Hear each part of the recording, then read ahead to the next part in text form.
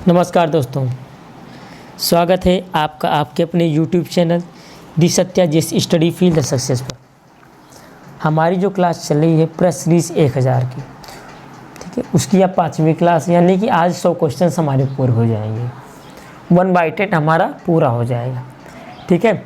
आप देखते होंगे ये 100 क्वेश्चन, ये लगभग 500 प्लस क्वेश्चन हो चुके होंगे अगर आपने क्लासेस पूरी देखी होंगी एक एक सेकेंड की, तो ठीक है। अगर आप पहली बार आए हुए हैं तो सब्सक्राइब कर लें, बेल आइकन क्लिक करें। और क्लासेज अगर पहले की जो भी ना देखी हो, सारी लेखपाल एनटीपीसी सारी प्रैक्टिस सेशन सबका चल रहा है, पूछ चल रहे हैं, एमसीक्यू चल रहे हैं, उसको ध्यान से देख लीजिएगा और तैयार कर लीजिएगा, आने वाले एग्जाम में इम्पॉर्टेंट है, ठीक है। चलते हैं अपने सेशन पे।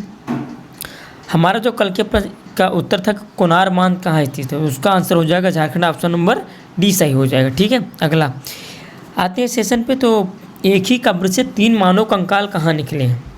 सरायनहर, दमदमा, महादहा या लंघनाज। तो आपको बता दूँ ये सब मध्य पाषाणिक, जो भी पाषाणिक पुरा स्थल थे, ठीक, उसमें अब मध्य पाषाणिक खोजा जाएगा मध्य पाषाण में, ठीक है।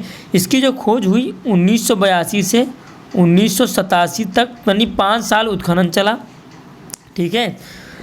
तो उसके बाद जो इसका आंसर हो जाए उसके बारे में ये कहा गया है कि यहाँ पे कुल 41 समाधान मिले थे। कितने? कुल 41 मानव समाधान मिले थे। जो 35 थे उसमें से, यानी सिंगल एकल समाधान थे 35 से। उसके बाद बचा कितना? उसके बाद 35, ठीक, 5 में 2 करके मिले, डबल लोग। और उसके बाद जो एक बचा इसमें 3 लोगों को एक साथ दफनाया गया था, ठीक है। 35 में 1, 5 में 2 और जो 41वां एक बचता है वो होता है, उसमें 3 लोगों को एक साथ मानव कंकाल दफनाया गया, ठीक है। इसकी बात करें तो इसका जो आंसर हो जाएगा दमदमा आंसर हो जाएगा, जो कि वर्तमान उत्तर प्रदेश के आपका जो प्रतापगढ़ जिला है उत्तर प्रदेश में, यहीं पे है, ठीक है। चलते हैं अपने अगले क्वेश्चन पे। दूसरा, विंध्य क्षेत्र के किस शिलाश्रय से सर्वाधिक मानव कंकाल मिले हैं?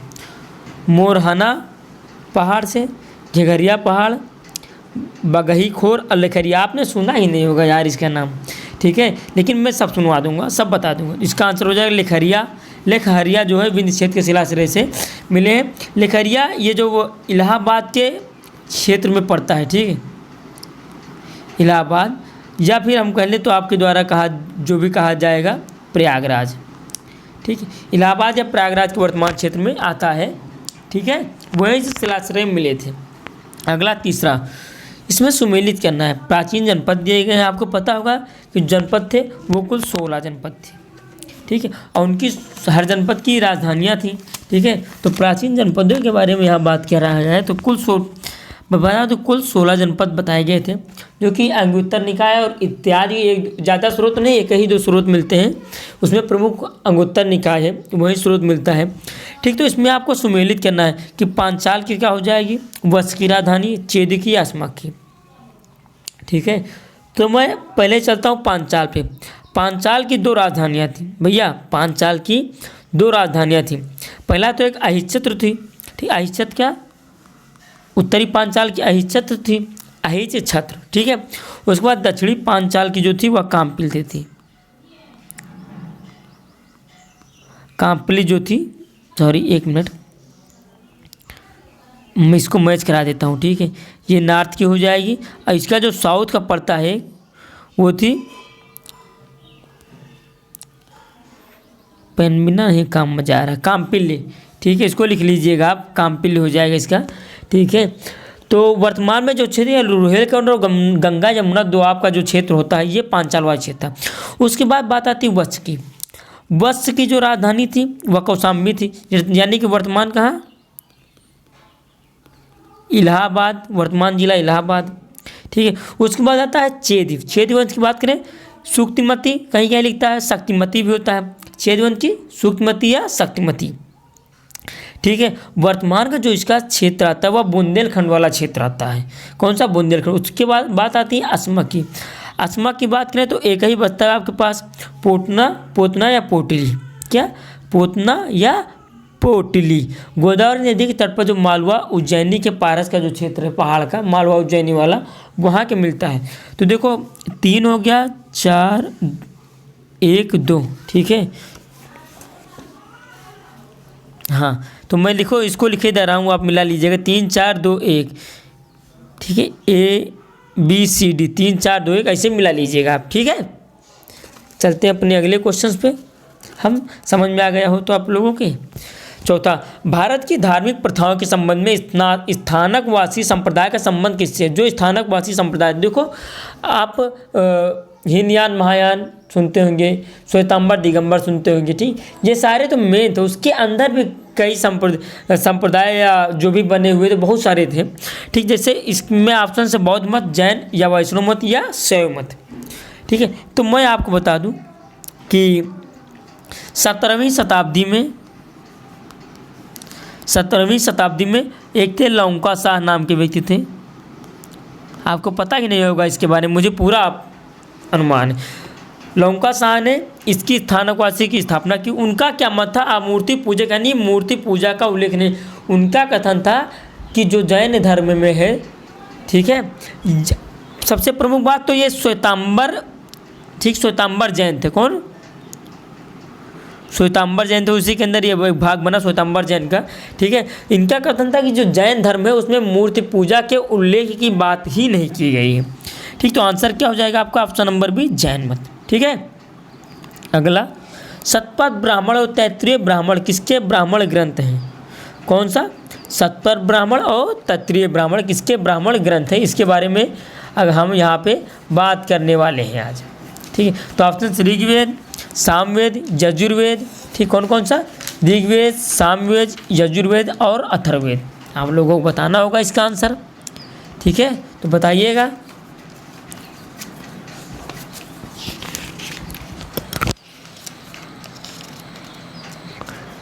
चलिए मैं बता दे रहा हूँ उसका पूरा डेटा जो भी बनता है। ठीक है, इसका मैं पूरा डेटा बता दूंगा अभी। ठीक है, तो देखो पहली बात तो ऋग्वेद की। ऋग्वेद इसके कौन से थे? ऐत्रेय एवं कौशितकीय, ये दो ब्राह्मण ग्रंथ थे, ऐत्रेय एवं कौशितकीय। ठीक है, इसका जो उपवेद था, उपवेद क्या था? यजुर्वेद इसका उपवेद था। ठीक है, उसके बाद जो इसके क्या नाम, वो धार्मिक पुरोहित कहे जाते हैं ना, धार्मिक पुरोहित कौन से थे? होत्र या होता। ठीक, ये सारा स्क्रीनशॉट ले लीजिए आप, 1 मिनट पॉज करके लिख लीजिएगा। ठीक है, चलते हैं अपने दूसरे सामवेद पे। सामवेद के बारे में अगर मैं बात करूं तो इसके कौन कौन से थे? पंचविंशिया, जैमिनीय। ठीक, इसका जो उपवेद है, सामवेद का, सामवेद जो उपवेद है गंधर्व वेद है। इसके जो क्या कहते थे वो ब्राह्मण, वही यार पुरोहित जो कहलाते थे, ये उद्गाता इसके पुरोहित कहलाते थे। कौन से? उद्गाता। ठीक हो गया, अगले पे चलते हैं। अथर्ववेद की मैं बात करूं, अथर्ववेद में इसका एक ही ब्राह्मण ग्रंथ है, गोपथ। ठीक है, उपवेद इसका क्या है? एक शिल्प वेद होता है, वह उपवेद इसका। इसके धार्मिक पुरोहित की बात अभी कहीं मिल नहीं पाई है। ठीक है, इसका जो आंसर हो जाएगा यजुर्वेद। यजुर्वेद के बारे में और क्या क्या चीज़ें बनती हैं? ठीक है, यजुर्वेद का जो पुरोहित था वह अधर्यु था। ठीक है, और यजुर्वेद का जो उपवेद था वह धनुर्वेद था। ठीक है, बाकी शतपथ और तैत्तिरीय तो आपके आंसर, शतपथ और तैत्तिरीय आपके आंसर में है ही। ठीक है, अगला, निम्न में से सुमेलित नहीं है। गड़जात पहाड़ियाँ उड़ीसा, मांडव पहाड़ियाँ महाराष्ट्र में है, या नल्ला मलाई पहाड़ियाँ आंध्र प्रदेश, या सेवराय पहाड़ियाँ तमिलनाडु। देखो आपको पता होगा ये सारी पूछी जाती है, और स्पेशली देखो पूछी तो सारी जाती है PCS और BEO इत्यादि में, लेकिन ये सेवराय पहाड़ी ना ये वनडे में भी बहुत पूछी जाती है। कौन सी? सेवराय बहुत पूछी जाती है वनडे में। ठीक है, तो छठवें का आंसर क्या होगा मैं बता दूं। देखो मांडव पहाड़ियाँ आंसर होगा, क्योंकि यह महाराष्ट्र में ना होकर के या गुजरात में। ठीक है, तो महाराष्ट्र में ना होकर गुजरात में। गड़जात आपने सुना ही नहीं होगा, कुछ ऐसी पहाड़ियाँ हैं। ठीक है, अगला 7वां, निम्न में से पूर्व से पश्चिम का सही क्रम बता। अब देखो ऐसे क्वेश्चन आने लगे हैं, क्रम बताना है। तो पहले में क्या है? एवरेस्ट है, कंचनजंगा, अन्नपूर्णा, धौलागिरी इत्यादि करके चारों ऑप्शन पढ़ लीजिएगा, मैं आंसर बता दे रहा हूँ। जो 7वें का आंसर ऑप्शन नंबर बी, पहले कंचनजंगा पड़ता है, फिर एवरेस्ट, फिर अन्नपूर्णा और फिर धौलागिरी। देखो कंचनजंगा सिक्किम में है, एवरेस्ट नेपाल वाले हिस्से में पड़ जाता है, ठीक है। अन्नपूर्णा उत्तराखंड में और धौलागिरी हिमाचल प्रदेश, ठीक। ये ऐसे बनता है पूरा, ओके। अगला 8वां, निम्न हिमनदों में कौन सा उत्तराखंड के कुमाऊं क्षेत्र में है। आपके पास 4 हिमनद हैं, इसमें बताना कौन सा कुमाऊं क्षेत्र में, वो भी उत्तराखंड के। देखो जो पहला हिस्पद है, ये हिस्पद नहीं है, इस पार होगा यहाँ पे, ठीक है। ये आपको बता दें यह काराकोरम श्रेणी में है, वर्तमान में पीओके पाक ऑक्युपाइड कश्मीर का हिस्सा है, ठीक। उसके बाद जेमू, ठीक है। देखो इसी से एक हुजा नदी करके है, इसी हिप्पत से एक हुजा करके नदी निकलती है, ठीक। तो पहला हो गया हिप्पत। उसके बाद मैं चलता हूँ जेमू पे। जेमू में बात करूँ, ठीक है, तो यह कहाँ पे, सिक्किम में है, ठीक है। सिक्किम में आपको पता होगा जो आपने तीस्ता नदी पढ़ी है, या यहीं से निकलती है तीस्ता नदी, ठीक है। अगला, उसके बाद 8वें का जो मिलम होगा, रूपल की मैं बात करूं तो यह कहाँ पे, पाकिस्तान में स्थित है, ठीक है। एक इसे तसेहन, मतलब TASHAIM, तसेहन क्या पढ़ोगे आप, पढ़ लेने, इसे आप भी कहते हैं, और रूपल नदी इससे निकलती है। अब मैं चाहता हूँ आंसर इसका हो जाएगा ऑप्शन नंबर सी, मिलम। मिलम से ही आपको जो शारदा नदी आपकी है, जिसे हम किस काली नदी के नाम से भी जानते हैं, यहीं से निकलती है, ठीक है, ओके, हो गया। अगला क्वेश्चन 9वां, भारत के दक्कन के पठार पर बैसाल्ट निर्मित लावा शैलों का निर्माण हुआ कब, क्रिस्टेशियस युग में, प्लीस्टोन युग में, कार्बोनिफेरस युग में, या फिर मायोसीन युग में, कब हुआ है बताइएगा। तो आपको बता दें अत्यधिक ज्वालामुखी उद्गार के कारण लगभग 146 मिलियन वर्ष पूर्व कहा जाता है कि जो इसका आंसर हो जाएगा क्रिस्टेशियस युग में दक्कन के पठार पर बैसाल्ट निर्मित लावा शैलों का निर्माण हुआ कब, 146 मिलियन वर्ष पूर्व मायने रखता है। 10वां क्वेश्चन, निम्न में से किस बंदरगाह को अरब सागर की रानी कहते हैं, विजाग, पारादीप, कोची या मुंबई। एक ऑप्शन से हम डिटेल में पढ़ेंगे। इसे ही मैंने उस दिन बताया था, सबसे प्राचीन विशाखापत्तनम कहाँ पे, आंध्र प्रदेश में है। कौन सा, आंध्र प्रदेश में। यह क्या है, ये पूछता है प्राकृतिक कौन सा, कृत्रिम कौन सा, उस दिन मैंने क्वेश्चन करा भी दिया है, ठीक है। उसके बाद पारादीप कहाँ पे है, यह पारादीप आपको मिल जाएगा उड़ीसा में। यह भी प्राकृतिक। 2 हो गए, अगले 2 अगले में करेंगे, ठीक है। कोची बात करूं तो यह प्राकृतिक है, कोची कहाँ पे, केरल में है, ठीक है। मुंबई बंदरगाह बहुत बड़ा है, ठीक है, भारत का प्रवेश द्वार कहा जाता है, मैंने कल क्विज में क्वेश्चन भी कराया था, ठीक है। इसके मैंने उस दिन बताया था कि इसके सपोर्ट के लिए बहुत ज़्यादा भार होने का कारण इसके सपोर्ट के लिए मुंबई में एक नहावा शोभा बंदरगाह बनाया गया, जिसे जवाहरलाल नेहरू बंदरगाह के नाम से भी हम जानते हैं। मुंबई बंदरगाह प्राकृतिक बंदरगाह है ना। इसका आंसर क्या हो जाएगा, ऑप्शन नंबर सी, अरब सागर की रानी, क्योंकि कोच्चि केरल यानी अरब सागर में, ठीक। मुंबई सालसेर द्वीप पर बसा है, ठीक है। अगला क्वेश्चन 11वां, भारतीय संविधान का कौन सा अनुच्छेद अनुसूचित क्षेत्रों में जनजातीय क्षेत्रों के प्रशासन से संबंधित है, बताना है। आर्टिकल 214, 240, 244, 248। देखिए अब पहले हम लोगों को पता क्या था, भाग 5 तक पूछ को ख़त्म कर, लेकिन अब ऐसा नहीं है, अब वो डीप में भी जाता है, अंदर भी जाता है, पूछ के ही रहता है। क्वेश्चन अच्छे आने लगे हैं। आपको बता दें अगर आप BEO की तैयारी करें या आपका कोई रिलेटिव BEO की तैयारी कर रहा है तो आप उसको ये सीरीज़ ज़रूर सजेस्ट करिएगा, बहुत ही महत्वपूर्ण है, ठीक है। तो देखिएगा यहाँ पे मैं पूरी बात करूँगा। पहली बात 214 की, प्रत्येक राज्य का एक हाई कोर्ट होगा। हाई कोर्ट की इसमें सूची की बात की गई है कि वर्तमान में कितने हैं, 25 हैं, पहले 24 थे। 25वां कब बना, 1 जनवरी 2019 को 25वां बना अमरावती में, ठीक है, अमरावती में 25वां बना, ठीक। इसमें सूची की बात है कि प्रत्येक राज्य का एक हाई कोर्ट होगा, और संसद यह निर्णय ले सकती है कि किसी भी राज्य के एक से अधिक 2 या 2 से अधिक 3 भी हाई कोर्ट हो सकते हैं, ठीक है। उसके बाद अगला 240 की मैं बात करूँगा। इसमें कुछ यूटी के लिए यानी कुछ केंद्र शासित प्रदेश के लिए विनियमन बनाने की राष्ट्रपति शक्तियाँ बताई गई हैं, जिसमें आपका चंडीगढ़ दिल्ली नहीं हो पाए, इसलिए कुछ लगाया गया है, कुछ ये लगा है इसीलिए लगा है, ठीक है। उसके बाद 248 की बात करें, आपने पढ़ी होगी अवशिष्ट शक्तियाँ। भाई जो सूचियाँ हैं हमारी, राज्य सूची, संघ सूची, समवर्ती सूची, उसके बाद जो भी बचती हैं अवशिष्ट शक्तियाँ, जो भी बचती हैं वो अवशिष्ट शक्तियों के अंतर्गत संसद के पास जाती है। उसका अंतिम निर्णय संसद के पास ही होता है, पूरा अधिकार संसद के पास होता है। अवशिष्ट शक्ति के बारे में यहाँ बताया गया है, ठीक है। उसके बाद जो बचता है आपका ऑप्शन नंबर सी इसका सही आंसर हो जाएगा, जो कि 5वीं अनुसूची के अंतर्गत इसकी बात की गई है, ठीक है। अगला 12वां क्वेश्चन, वह अनुच्छेद जो कहता है कि प्रधानमंत्री की नियुक्ति राष्ट्रपति द्वारा की जाएगी। एक एक बताऊंगा, पूरी बातें बताऊंगा। देखो जो 81(1) है, इसमें लोकसभा के बारे में बताया गया है, लोकसभा की संरचना के बारे में पूरी बात की गई है, कैसे होगा, क्या होगा, क्यों होगा। 59(1) में राष्ट्रपति पद के लिए शर्तें, ठीक है, राष्ट्रपति पद के लिए शर्तें।